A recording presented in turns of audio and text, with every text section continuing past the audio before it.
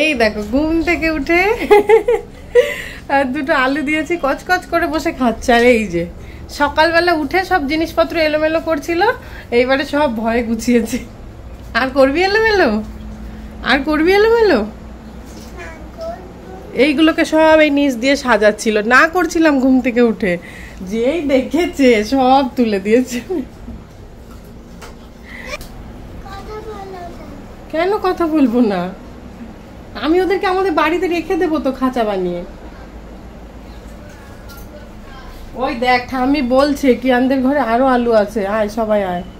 আরও একটা নতুন ব্লগে তোমাদের সবাইকে অনেক অনেক স্বাগত। আর ঘুম থেকে উঠে সকালবেলায় আমি আজকে শ্যাম্পু করে স্নান করে নিয়েছি।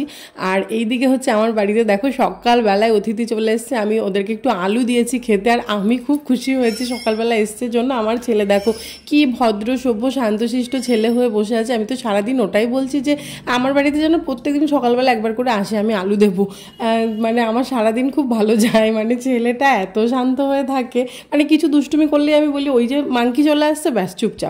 আর এইদিকে দেখো আলু খাওয়ার পরে আমি একটু তরমুজ দিতে গেলাম, কিছুতেই নিল না। মানে হয়তো বুঝতে পারিনি বা অন্য কিছু ভাবছে, একদম লাল কালারের তো জানি না কেন নিল না। আমি তরমুজ নামিয়ে রাখলাম, কোনোভাবে নিল না। আলুটা যেমন দিলে হাত থেকে নিয়ে নিচ্ছিল, আবার আমি ছুঁড়ে তারপরে রাস্তায় দিলাম যে ওখান থেকে যদি কুড়িয়ে খায় হয়তো নিতে ভয় পাচ্ছে হাত থেকে, কোনোভাবেই খেলো না তরমুজ দুটো। পরে দেখলাম ছাগল এসে খেয়ে গেল, কেন জানি না। আর বিস্কুট ফিস্কুট আমি সাধারণত একটু কমই দিই, কারণ আমি একটা ভিডিওতে দেখেছিলাম যে বৃন্দাবনের হনুমানদের সবাই প্রচুর আর কি প্যাকেট বিস্কুট কিনে দেয়, তো সেইগুলো খেয়ে খেয়ে ওখানকার আর কি যে বাঁদরগুলো থাকে না, ওদের স্কিনের অনেক রোগ হয়ে গেছে, অনেক প্রবলেম হয়ে গেছে। তো অ্যাকচুয়ালি তো এইসব জিনিস মানে বিস্কুটটা তো একদমই আনহেলদি একটা খাবার, তো সেটা আমরা খেলেই ক্ষতি। এবার ওদের তো এগুলো খাবার নয়, তাই না, ওদের কাঁচা জিনিসটাই খাবার। তো সেখানে ওগুলো খেলে তো ক্ষতি হয়ই, সেই জন্য আমি চেষ্টা করি দিল একটু আলু টালু বা হাতের সামনে যদি কিছু সবজি টবজি থাকে এগুলোই দিই আসলে বাড়িতে। তো যাই হোক, আর এমনিতে কি বলো তো ওদেরকে না দিলে ওরা খাবেই বা কোথায়? এখন গাছপালা এত কমে গেছে, ওরা তো মানে ঘুরে বেড়ায়, কোথাও গাছপালা পায় না, কিছু পায় না, ওই জন্য ওই ওর বাড়ির এটা ওটা খেয়ে নেয়। এবার মানুষ সেজন্য তারাও এবার কিছু করারও থাকে না, যখন কারোর বাড়ির জিনিস নষ্ট করে তাদের খারাপ লাগে, কিন্তু ওদেরও কিছু করার থাকে না, ওদেরও সত্যি খাবারের কিন্তু এখন খুব অভাব। তো যাই হোক, আমি কিন্তু ওই যে আলু ভাজা বসিয়ে দিয়েছি। সকালের আজকে ব্রেকফাস্টে হচ্ছে তরমুজ আর আলু ভাজা দিয়ে মুড়ি, এই হবে। আলু ভাজাটা হচ্ছে, তার মধ্যে আমি চুলটুলগুলো একটু ছাড়িয়ে মুখে টুকে ক্রিম মেখে নিচ্ছি। আর প্রদীপ বেরোবে বাজারে, আর তার আগে যাবে দুধ আনতে, মানে ওই পাশে একটা বাড়ি থেকে আমাদের দুধ নেওয়া হয়, পাশে বলতে একটু দূরে কয়েকটা বাড়ি যেতে হয়, তো সেই জন্য দুধটা নিয়ে একবারেও বাজার করে তারপরে বাড়িতে ঢুকবে, আর তারপরে এসে খাবারটা খেয়ে নেবে। খেয়ে আবার ওর বেরোনো আছে, ওই জন্য তাড়াতাড়ি করে সকালবেলা বাজারে যাচ্ছে। আর আমি দেখো ঘুম থেকে উঠেই থাইরয়েডের ওষুধ খাওয়ার নিয়ম, কিন্তু আমার না একদম মনে থাকে না, যদি আমি ভুলও করি না। থাইরয়েডের ওষুধ আমি সেই ছোটো থেকে খাই, তো আমার একটা অভ্যেস হয়ে গেছে, ওই মানে হয়ে যায় কিছু খাওয়ার আগে সকালবেলা উঠে না আমার ঠিক মনে পড়ে যায় যে আমাকে ওষুধটা খেতে হবে। তো এই যে ওষুধটা খেয়ে নিলাম। আর আগে আমি অনেক পাওয়ারের খেতাম, এখন আমি 37.5 খাই আর কি থাইরয়েডের ওষুধটা। এই যে সবার খাওয়া দাওয়া সব কিছু কমপ্লিট হয়ে গেছে, দেখো শেষে এইটুকু আলু ভাজা বেঁচেছে। আর যেহেতু তরমুজটা অনেক বড় একটা তরমুজ, পুরো তরমুজটা কাটা হয়েছিল, তো মানে ওটা খেয়ে সবার পেট ভরে গেছে। একদমই অল্প অল্প করে মুড়ি আর আলু ভাজাটা খাওয়া হয়েছে সকালবেলায়। আর এই যে প্রদীপ বাজার করে দিয়েও বেরিয়ে গেছে, বললাম ও বেরোবে, ওর মানে কাজকর্ম থাকে, তাগাদা থাকে তো। হ্যাঁ, তো যাই হোক, আর এইদিকে আমি দুধটাকে বসিয়ে দিয়ে নিলাম, আর ওদিকে ডাল বসিয়ে দিয়েছি, ওদিকে ভাত বসিয়ে দিয়েছি। মানে এগুলো কিন্তু টিফিন করার পরে আবার ক্যামেরাটা অন করেছি। আর ওই যে পাপানকে আমি একটু লিখতে দিয়েছি, আমাকে এনে আবার দেখাচ্ছে, মানে কিছুই তো সেরকমভাবে লেখে না, তারপরে ওই যে একটু অভ্যেস করানো, লেখো। আর আমার এখানে রান্নার ব্যবস্থা করে কিন্তু আমার ভীষণ সুবিধাও হয়েছে। এই যে দেখো লিখেছে, এগুলোকে ঠিকঠাক লিখেছে, বি দেখবে কীভাবে লিখেছে, বিটা দেখে আমার নিজেরই হাসি পাচ্ছে। এই দেখো বি লিখেছে, ব্যাঙাচি মনে হচ্ছে না পুরো সে আমরা ছোটোবেলায় বিজ্ঞান বই আঁকতাম যে ব্যাঙাচিগুলো ছোট ছোট লেজ বেরিয়ে থাকে, পুরো ব্যাঙাচির মতন দেখতে হয়েছে। না, তুমি তো দাগিয়ে নষ্ট করে দিয়েছো। সি লেখো, তাড়াতাড়ি লেখো, ভালো করে এখান থেকে লেখো। দেখো চুলটা শুকিয়েছে, কিরকম অবস্থা হয়ে রয়েছে, পুরো পাগলি। আর প্রদীপ সকালবেলায় ব্রেকফাস্ট করে বেরিয়েছে, ওর আজকে প্রচুর কাজের চাপ আছে, কখন আসবে আমি নিজেও জানি না। দুধ জাল দেওয়াটা না একটা ভীষণ বিরক্তিকর কাজ। দুধ দেখবে বসিয়ে তুমি সামনে দাঁড়িয়ে থাকবে, একদমই উতলে পড়বে না, কিন্তু এদিক ওদিক তাকালে কীভাবে যেন পট করে উতলে যায়, মানে তখন মানে তাড়াতাড়ি গরম হয়ে যায়, বুঝতে পারে কি না কে জানে, খুব প্রবলেম হয়। আর দুধটা না মানে এমনি দুধ খুব একটা খাওয়া হয় না। আমি হচ্ছে যেহেতু গরমটা পড়েছে এই সময়টা আমি মানে দুধের হচ্ছে টক দই বানাই। তো কদিন ধরে টক দই বানাচ্ছি, কিন্তু পাপার না একদম খেতে চায় না টক দই, মানে খাই না। তো ওর জন্য ভাবলাম যে আজকে একটু মিষ্টি দই বানাই, মানে একটু চিনি দিয়ে সাদা সাদা দই বানাবো। মানে দই দিয়ে যেরকম পাতা হয় একদম নর্মাল একটা ব্যাপার, এটা তো আর কঠিন কিছু ব্যাপার নয়। তো সেই জন্য একটু চিনি দিয়ে ভালো করে জাল দিচ্ছি, আর তার মধ্যে আমি একটুখানি আবার আমুল দুধ গুলে দিলাম আর কি, গুঁড়ো আমুল দুধ, তাহলে নাকি আর কি দইটা বেশ টাইট হয়। কিন্তু আমি টক দই পাতি আমি কিন্তু গুঁড়ো আমুল দুধ দিই না, এমনি নর্মালি পাতি। আজকেই মানে এই যে এই সিজনে গরমে যে দুধটা নিচ্ছি দই বানানোর জন্য, তো এই যে কদিন বানানো হয়েছে নর্মাল হচ্ছে প্লেন গরুর দুধে বানানো হয়েছে, আজকে যেহেতু মিষ্টি দইটা প্রথম দিন পাচ্ছি, তো সেই জন্য ভাবলাম একটুখানি গুঁড়ো আমুল দুধ দিই, তাহলে পরে দইটা টাইট হবে ভালো। তো আর এই যে খুব ভালো করে ফুটিয়ে দেখো এই যে ভালো করে ওই যে হাতা দিয়ে সেই ইয়ে করে করে দিতে হয়, তাতে কী হয় ফেনা ফেনাটা হয় দইয়ের ওপরে, বেশ সুন্দর একটা ফেনা ফেনা টাইপের হয়, ভালো লাগে, দইটা সুন্দর বসে। তো সেরকমভাবে যে দইয়ের দুধটা আমি নামিয়ে রাখলাম একটা ঝুড়ি দিয়ে ঢেকে, কারণ ওটা ঠান্ডা করতে হবে, একটুখানি ঠান্ডা হলে তারপরে ওই দইটা মেশাবো। আর এই দিকে হচ্ছে একটু শুকনো লঙ্কা 5 ফোড়ন দিয়ে আমি মুসুর ডালটা ফোড়ন দেবো। আর মুসুর ডালটা কিন্তু আজকে স্কোয়াশ দিয়ে করছি, এই যে স্কোয়াশ দিয়ে ডাল খেতে কিন্তু বেশ ভালো লাগে, ওই পেঁপের ডাল যেরকম হয় খানিকটা ওরম টাইপেরই কিন্তু লাগে, মানে স্কোয়াশটা খানিকটা পেঁপের মতোই খেতে, আমার তো মানে পুরো পেঁপে পেঁপে একটা ফিল আসে। ওই ডালটা হয়ে গেছে, আর তারপরে করছি আজকে একটা স্পেশাল আইটেম, সেটা হচ্ছে পটল বাটা। তোমরা কে কে পটল বাটা খাও অবশ্যই কমেন্টে জানিও, আর কে কীভাবে খাও। আর এক রকমভাবে হয়, মানে যেটা আগে বেটে পরে ওটাকে ভাজতে হয়, কিন্তু আমি এইভাবে করছি, এইভাবে খুব সহজ মানে ইজি হয়। প্রথমে দেখো পটলটাকে ছোটো ছোটো করে কেটে নিয়েছি, পটল আর পেঁয়াজ, আর ওর সঙ্গে কিন্তু অ্যাকচুয়ালি কাঁচা লঙ্কা দিতে হয়, আমি লঙ্কাটা দিতে ভুলে গেছিলাম, দিয়ে ওটাকে একটু ভালো করে মোটামুটি আধা আধা ভাজা হলে তারপরে আমি রসুনটা দিয়ে দিয়েছি, রসুনটা একটু শেষের দিকে দিচ্ছি, কারণ প্রথম দিকে দিলে না পুরো পটল আর পেঁয়াজের সঙ্গে পুরোপুরি ভাজা হয়ে গেলে পরে রসুনের ফ্লেভারটা খুব ভালো আসে না। কিন্তু পেঁয়াজ যদি আবার একটু কাঁচা কাঁচা থেকে যায় তাহলে পেঁয়াজের একটা ভ্যাপসা গন্ধ থেকে যায়, সেই জন্য পেঁয়াজটা ভালো করে ভাজতেই হবে পটলের সঙ্গে, আর রসুনটা আমি একটু পরে দিলাম। আর এইদিকে হচ্ছে তারপরে শুকনো খোলায় আমি ওই যে ভাজাটা সেটাকে নামিয়ে রেখে কালো জিরেটা ভেজে নিলাম। কালো জিরে কিন্তু এরকম শুকনো খোলাতে ভেজেই আমি দিই, তাহলে সেন্টটা খুব ভালো আসে। মানে প্রত্যেকটা রান্নার ইনগ্রেডিয়েন্টস তো একই থাকে, শুধু একটু কখন কোনটা দিতে হবে একটু বুঝে শুনে দিলে কিন্তু একই রান্নার টেস্ট কিন্তু বিভিন্ন রকম আসে, তাই না? আর এইদিকে আমাদের সব রান্নাগুলো কমপ্লিট হয়ে গেছে, আর বাবা আর ওই যে মাসির জন্য একটুখানি মাছ নিয়ে এসেছিলো প্রদীপ, আর আজকে আমি ওই অল্প পেঁয়াজ আর রসুন তো ছাড়ানোই ছিল, ওইখান থেকে ওই পটল বাটার জন্য একটুখানি পেঁয়াজ আর রসুন নিয়ে পেস্ট করে এরকম কালো জিরে ফোড়ন দিয়ে একটুখানি ওই মানে কালিয়া টাইপের করে দিচ্ছি, খেতে বেশ ভালোই লাগবে, সুন্দরভাবে কষিয়ে করলে কিন্তু বেশ টেস্ট হয়, তাই না? তো ওই ওরকমভাবেই দেখো বেশ ভালো করে কষিয়ে মাছের কষাটা করে দিচ্ছি। আর যেটা ব্যাপার হয়েছে এখন কিন্তু দেখো ক্যামেরাটা সেট করা নেই, ক্যামেরাটা হচ্ছে প্রদীপ ধরে দিচ্ছে, কারণ ও বাড়ি চলে এসছে, এসেই আমি দইয়ের ওখানটা ওই দইটা ঠান্ডা করছিলাম, তো বলছে কি বানাচ্ছ, বললাম দই বানাচ্ছি, এমন কি ব্যাপার, একটুখানি চিনি ওটাকে মানে জল দিয়ে সামান্য যে কড়াইয়ের মধ্যে নাড়লে চাললেই তো লাল হয়ে যাবে, চিনিটা একটা সেই পোড়া পোড়া গন্ধ আসবে, তো এই জিনিসটা মিক্সড করে দিলে দুধের সঙ্গে হয়ে যাবে লাল দই, তো সেই জন্য আবার সেটাই করতে গেলাম। কিন্তু আমি যেটা ভাবলাম যে দুধটা তো হালকা ঠান্ডা হয়ে গেছে, আর গরম করব না, এই মানে চিনিটাকে গলিয়ে আমি দুধের মধ্যে দেবো, দিতে গিয়ে দেখছি না চিনিটা আবার জমে জমে যাচ্ছে, যেহেতু ওটা খুব হিটে করতে হয়, তো আবার দুধটাকে দিলাম, দিয়ে দেখো আবার ফোটাতে হলো, মানে ডবল খাটনি এক দই বানাতে গিয়ে। তো এটাকে আবার ভালো করে ফুটিয়ে ঠান্ডা করে তারপরে এমনি দই মিশিয়ে আমি হাঁড়িতে দিয়ে রাখবো, তাহলেই হয়ে যাবে, খুবই নর্মাল ব্যাপার। আর এদিকে মাছের দেখো ঝোলটাও কিন্তু হয়ে গেছে, মানে হয়ে যায়নি, মাছটা দিলাম আর একটু মানে ফুটে গেলেই সুন্দর একটা তেল তেল ছেড়ে আসলে মাছের ঝোলটাও হয়ে যাবে। আর এদিকে দইয়ের দুধটা আবার করে রেখে দেবো, ঠান্ডা হলে ওটাকে বানাবো।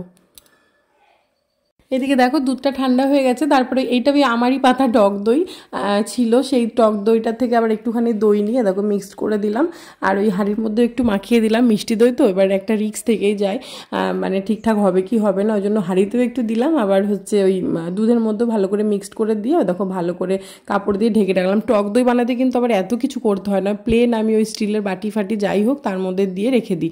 তো দুটো হাঁড়ি আমি এমনি আনিয়েছি ওই টক দই পাতার জন্য, তাহলে না জলটা কম ছাড়ে, মানে হাঁড়িতে পাতলে এই জন্য। তার মধ্যেই একটা হাঁড়ি আজকে মিষ্টি দই বানানোর কাজে লেগে গেল, আর একটা পরের দিন টক দই বানাবো। তো যাই হোক, আর এইদিকে যে পটলের জন্য দেখো লঙ্কা কালো জিরে সব মিক্সড করে তার মধ্যে একটুখানি নুন দিয়ে ভালো করে মিক্সিতে পেস্ট করে নিলাম, রেডি হয়ে গেল একদম পটল বাটা। দারুণ টেস্টি হয় ভাত দিয়ে খেতে কিন্তু। দেখাচ্ছি, তুমি আগে ভাতটা খেয়ে নাও। ওই দিকটা হ্যাঁ দেখাচ্ছে দিদুনকে, ও দিদুনের সঙ্গে ভিডিও কলে কথা বলছে আর ভাত খাচ্ছে, তাই বলছে ওই দিকটা দেখাও। আর আজকে পুরো একা হাতে খেয়েছে, মানে আমি একবারও ওকে খাইয়ে দিইনি, একদম বসার শুরু থেকে বলছে আমি একাই খাবো। ও তো একা এমনি খেতে পারে, তো আমি মাঝে মধ্যে খাইয়ে দিই।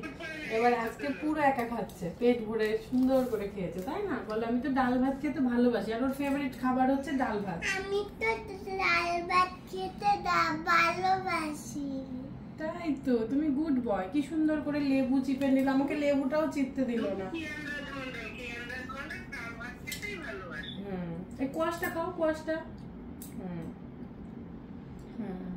গুড বাবা। খাওয়া হয়ে গেল, এখনো আমার খাওয়া হয়নি। না, তুমি তাড়াতাড়ি খেয়ে নাও, তোমার এখনই হয়ে যাবে। তো এইবারে হচ্ছে আর হচ্ছে এত গরম পড়েছে, ওই জন্য একটা ডাইনিং টেবিলে কাটছি না দুপুরবেলাটা, এসি চালিয়ে এখানটায় আরাম করে শান্তি করে বসে খাই। এখানটায় খেতে আমাদের খুব ভালো লাগে বলো, তো এইখানটায় বসে খাচ্ছি। এরপরে হচ্ছে খাওয়া হলে ফ্রেশ করি, একটুখানি ঘুম পাড়িয়ে দেবো, কারণ বিকেলে আছে পড়া, আমরা নিজেরাও একটু ঘুমাবো। হ্যাঁ, তারপরে আমাদের একটু প্রোগ্রাম আছে, আজকে আবার শাড়ি পরে যেতে হবে ওকে নিয়ে পড়ার ওখানে। মাথা খারাপ হয়ে যাচ্ছে আমার ভাবলে শাড়ি পরে অনেকক্ষণ আগে উঠতে হবে আজকে। না, শাড়ি পরে নাও যেতে পারো, চুড়িদার পরেও যেতে পারো, এই ম্যান্ডেটরি কিছু না। হ্যাঁ, ভালো লাগে ওখানে মন্দিরে গেলে শাড়ি পরে যাওয়াই ভালো। শাড়ি পরে টাটা, দেখা হচ্ছে আবার বিকেলবেলা। দেখো আমাদের বাড়ির সামনে কেউ হাওয়াটা থাকে, এখানটা দাঁড়ালে কিন্তু গরম লাগে না, হেভি লাগছে, মানে সবসময় এরকম হাওয়া থাকে। চলো, আমি এই যে রেডি হয়ে গেছি, এই শাড়িটা পরে নিলাম। আর কোথায় যাচ্ছি বলে তো, যাবো হচ্ছে আজকে আমাদের যে গুরুদেবের মন্দির, আমরা তুলকুল ঠাকুরের দীক্ষিত, তো আমাদের পাড়ায়, মানে আমাদের পুরোনো বাড়ির পাশে আর কি, মানে এক মানে সৎসঙ্গ মন্দির, তার দুটো বাড়ি পরে আমাদের পুরোনো বাড়ি আর কি, আমার শাশুড়িমার যে বাড়িতে থাকে। তো ওখানে যাবো, একটু মন্দিরে সৎসঙ্গ আছে সেই জন্য। কিন্তু বাবানে যখন পড়া শেষ হয়ে যাবে ততক্ষণ সৎসঙ্গ শেষ হওয়ার টাইম, তারপরে একবার যাবো, একটু প্রণাম করে চলে আসবো। আমরা যাবো, রিওটা যাবে, যখন শাড়ি মন্দিরে যাবো যেহেতু এটা শাড়ি পরেই বেরোলাম। আরে একদম দেখো হাওয়াতে শাড়িটার অবস্থা কি হচ্ছে, একটা সুতির শাড়ি বললাম এই গরমের মধ্যে আর কি পরবো বলো। তো চলো আপাতত তাড়াতাড়ি করে যাই বাবানকে পড়ানো খাই।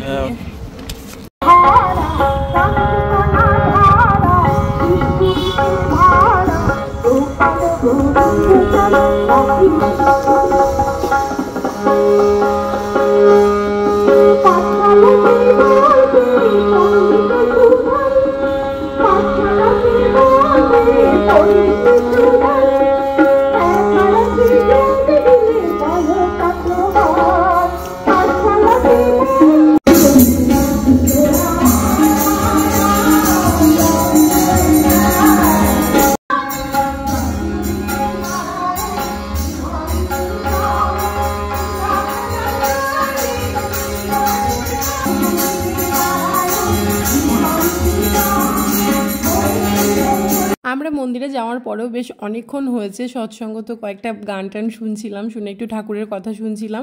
আর তারপরে একদম সবাই যখন বেরিয়ে যাচ্ছে, আমি আবার সামনেটা গিয়ে একটু প্রণাম করতে গেছি। তো পাপানো আমার সঙ্গে প্রণাম করছে, আর ও ওইগুলো দেখেছে, বলছে আমি এখান দিয়ে পয়সা দেবো, আমাকে দাও। তো ওকে একটু ওই খুচরো কয়েকটা কয়েন বার করে দিলাম, যে দেওয়ার জন্য শখ হয়েছে। তো দিয়েই দেখো সব বেরিয়ে যাচ্ছে, আর ওখানে সব প্রসাদ দিচ্ছে, মানে বেরোনোর সময়। তো পাপান প্রসাদ নিয়ে বেরিয়েছে, ও খুব আনন্দ পেয়েছে। সীতাভোগ দিয়েছে আবার, মানে মিষ্টি টাইপের কিছু হলেই তোলার প্রসাদ, মানে নকুলদানা বাতাসা, এগুলো খেতে যে কি ভালো লাগে বাচ্চাদের। মানে শুধু আমি পাপার নয়, আমি প্রচুর বাচ্চাকে দেখেছি যারা নকুলদানা বাতাসা বা প্রসাদ টাইপের কিছু খেতে প্রচণ্ড ভালোবাসে। তো যাই হোক, আমি তারপরে যে বাড়ি চলে এসেছি, বাড়ি এসে আবার একটুখানি ব্যাগটা মাসিকে দিয়ে যাচ্ছি হচ্ছে পাশের বাড়িতে একজন মাসিমা আছে একদম আমাদের বাড়ির সঙ্গে। মাসিমা না হঠাৎ করে পড়ে গিয়ে কোমরটা আর কি ভেঙে গেছে, তো অপারেশন হয়ে বাড়িতে এসছে। আবার যেদিন বাড়িতে এসছে তার একদিন পরে আবার বিছানা থেকে মানে কোনোভাবে সে বমি করতে গিয়ে পড়ে গিয়ে মাথা ফেটে গেছে, মানে গত দিনের রাতে, আমি যে রাতে ভিডিও করছি তার আগের রাতে। তাই আবার একটু ওনাকে দেখতে যাচ্ছি, কারণ বারবার খবর নিচ্ছিলাম। তারপরে এবার মানে ভীষণ ডাকে, খোঁজে আর কি, দেখতে পেলেই ডাকে, বৌমা কি করছো, পাবানকে ডাকে। তো একবার একটু দেখে আসি, খুব খারাপ লাগছিল, মানে এরকম মানে এই বয়সে এসে এত বড় দুটো দুর্ঘটনা। তো দেখে বাড়ি এসে তারপরে করব রান্না। 9টা 10 বেজে গেছে। এই যে মানে এখন বাড়ি ঢুকলাম তখন 9টা বাজে, মাসিমাকে দেখে আসলাম। আর তারপরে এসেই আগে শাড়ি চেঞ্জ করতে একটু সময় লাগবে, শাড়ি টাড়ি খুলে ভাঁজ করতে হবে। বসিয়ে দিলাম এখানে একটুখানি ভাত, অ্যাকচুয়ালি ভাত ঠিক নয়, ওই মুসুর ডাল, মুগ ডাল, চাল সব মিক্সড করে এর মধ্যে নুন টুন দিয়ে দিয়েছি, একটু কাঁচা তেল দিয়েছি, এর মধ্যে আলু সেদ্ধ দেবো, লঙ্কা দেবো, দিয়ে ওই একটা ঝরঝরে খিচুড়ি টাইপের করবো, যেটা আমি মাঝে মাঝেই করি রাতের খাবারে।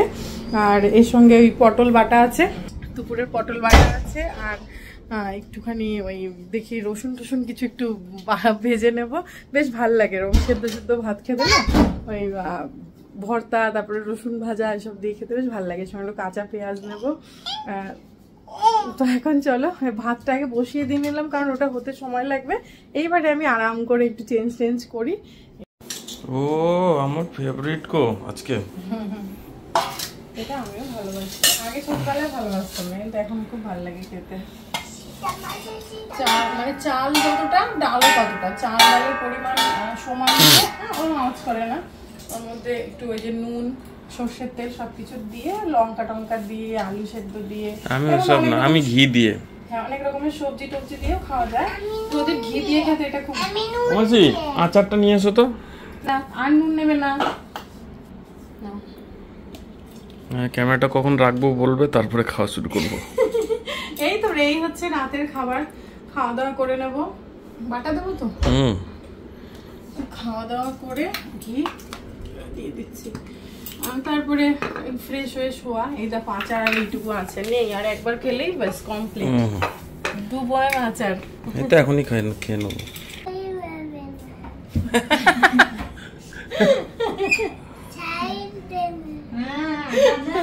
দেখেছো তো বাচ্চারা কিরকম কপি ক্যাট হয়, দেখেছো? দাও একটু সাইডে, ওকে একটু দাও, আমাকে একটু দাও। আমরা এবার আরাম করে বসে ধীরে সুস্থে খাওয়া দাওয়া করি। আজকের ব্লগটা এই পর্যন্তই। ঠিক আছে, এখনকার মতন খেয়ে নি।